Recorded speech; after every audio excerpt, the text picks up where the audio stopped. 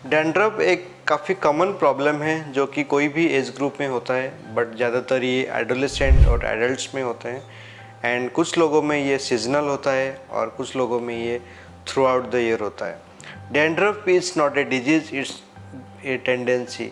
ये दो ही फैक्टर की वजह से होता है, जो बॉडी में ऑयल प्रोड्यूसिंग ग्लैंड्स है उनका ओवर सिक्रेशन की वजह से, जो एक नॉर्मल फंगस जिसको मैलेसेजिया बोलते हैं उनकी ओवर ग्रोथ होता है। तो वो फंगस की ओवर ग्रोथ की वजह से ये डैंड्रफ की प्रॉब्लम होता है। It can be mild in form of dry flaking, कुछ लोगों में ग्रीजिस पैचेस होते हैं, और कुछ लोगों में जो सीवियर फॉर्म ऑफ डैंड्रफ होता है वो उसकी वजह से थिक पैच भी हो जाता है। ये कोई भी हेयरी एरिया में होता है, जिसमें स्कैल्प मोस्ट कॉमन कंडीशन है। अगर ये डैंड्रफ थोड़ा ज़्यादा सीवियर हुआ तो फिर हम जो अदर हेयरी एरिया जैसे कान के पीछे, आईब्रोज एरिया, बियर्ड एरिया, मुस्टल्स, कभी कभी चेस्ट हेयर में भी ये होता है। ज़्यादातर ये एसिम्प्टोमेटिक होता है। अगर आप डैंड्रफ बहुत सीवियर है तो उसकी वजह से भी खुजली होना, रेडनेस होना और मोटे मोटे पैच बनना, वो सब भी हो सकता है। अगर आपको डैंड्रफ की प्रॉब्लम है, first and most important thing is to keep the scalp healthy. Regular cleansing करना, ताकि ऑयल जो सिक्रेशन हो रहा है वो अच्छे से क्लियर हो, जो कि फंगस की ग्रोथ को प्रिवेंट करता है।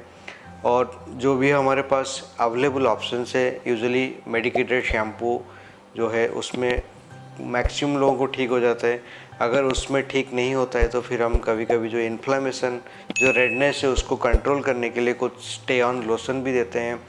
उसमें भी अगर ठीक नहीं होता है तो then you have to take some oral medication, जो कि शॉर्ट कोर्स में आपका यूजुअली ठीक हो जाता है। अगर आपको लगता है कि शैम्पू ये सब यूज़ करने के बाद आपकी डैंड्रफ ठीक नहीं हो रहा है, देन आपको डर्मेटोलॉजिस्ट को कंसल्ट करना चाहिए। अगर हम टाइमली और प्रॉपर ट्रीटमेंट लेते हैं, डेफिनेटली ये डैंड्रफ के प्रॉब्लम से हमें कम्प्लीटली छुटकारा मिलेगा। बट ये डैंड्रफ जो है, इस एक, जैसे मैंने बताया कि एक डिजीज़ नहीं है, ये एक टेंडेंसी है। तो जब आप शैम्पू यूज़ करते हैं, पहले जैसे अब एक बार क्लियर हो गया, then you have to be on maintenance treatment. Ideally आपको हफ्ते में 3 से 4 बार शैम्पू करना चाहिए, जिसमें 2 बार मेडिकेटेड शैम्पू और 2 बार नॉर्मल शैम्पू। कभी भी आप जब मेडिकेटेड शैम्पू यूज़ करते हैं, उसको एटलीस्ट 5 मिनट्स रखिए, अच्छे से झाग बना के स्कैल्प में अप्लाई करके आप उसको 5 मिनट्स छोड़ दीजिए। कभी कभार ऐसे होता है कि ज़्यादातर एक मेडिकेटेड शैम्पू के बाद बाल थोड़ा रफ ड्राई हो जाता है, तो उसको प्रिवेंट करने के लिए आप कोई भी कंडीशनर लगा सकते हैं। डैंड्रफ को प्रिवेंट करने के, जैसे मैंने बताया कि एक तो रेगुलर क्लींजिंग है, और उसके साथ साथ एक बहुत इंपॉर्टेंट फैक्टर है कि आपको ऑयल मसाज करना अवॉइड करना है। कई सारे लोगों के माइंड में ये होता है कि ऑयल लगाने से डैंड्रफ ठीक हो जाता है। इनफैक्ट ये ऑपोजिट है, क्योंकि जो फंगस है जिसकी वजह से डैंड्रफ होता है, एक ऑयल लविंग और ऑयल फीडिंग फंगस।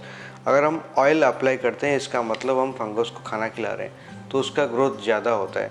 तो आपको, अगर आप रूटीनली डैंड्रफ की प्रॉब्लम है, देन आप ऑयल मसाज अवॉइड कीजिए। हफ्ते में 3 से 4 बार शैम्पू कीजिए।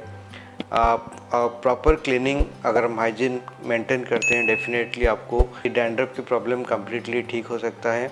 अगर आपको लगता है ये सब ट्राई करने के बाद अगर आपकी डैंड्रफ ठीक नहीं हो रहा है और थिक पैचेस हो रहे हैं, हो सकता है कि ये डैंड्रफ नहीं और कोई डिजीज़ है, जैसे सेबोरिक डर्माटाइटिस है, स्कैल्प सोराइसिस है, और कई भी सारे स्कैल्प कंडीशन है, तो आप आपके जो आसपास में जो डर्मेटोलॉजिस्ट, स्किन स्पेशलिस्ट है, उनको कंसल्ट कीजिए एंड उनके हिसाब से जो ट्रीटमेंट उसको फॉलो कीजिए। डेफिनेटली आपको इस तरह कंडीशन से प्रॉपर आपको रिलीफ मिलेगा।